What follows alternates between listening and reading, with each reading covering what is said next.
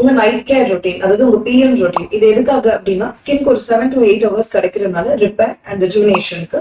Number 2 for targeted treatment like ஒரு ஆக்னியோ, ஒரு ஆன்டி ஏஜிங், பிக்மெண்டேஷன் இஷ்யூஸ், இதுக்காக யூஸ் பண்றது.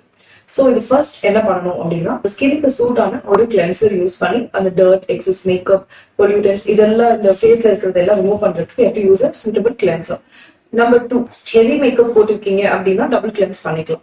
So the next step would be ஒரு cream or serum targeted for your skin. For example ஹைட்ரேஷனுக்காக நீங்க ஒரு சீரம் யூஸ் பண்றீங்க அப்படின்னா that you can use. Followed by next பாத்தீங்கன்னா ஒரு மாய்ஸ்சரைசர்.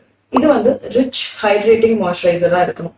ஸோ இது மாய்ஸ்சர் அப்படியே சீல் ஆஃப் பண்ணிடும் உங்க ஸ்கின்ல. ஸோ இதுக்கப்புறம் உங்களுக்கு ஒரு ஸ்பாட் ட்ரீட்மெண்ட் ஏதாவது பண்றீங்க, ஒரு பிக்மெண்டேஷன் ட்ரீட்மெண்ட் பண்றீங்க, ஏதாவது க்ரீம்ஸ் உங்களோட டெர்மடாலஜிஸ்ட் கொடுத்துருக்காங்கன்னா அதை you can use it. And next is I care. ஒரு கருவளையம் இருக்கு, இல்ல ஒரு ஃபைன் ரிங்கிள்ஸ் இருக்கு, அதுக்காக ஏதாவது ஒரு eye cream, under eye cream use பண்றீங்கன்னா அதுக்கான இன்கிரீடியன்ஸோட இருக்கிற க்ரீம் நீங்க யூஸ் பண்ணணும். Next is very important is your lip care.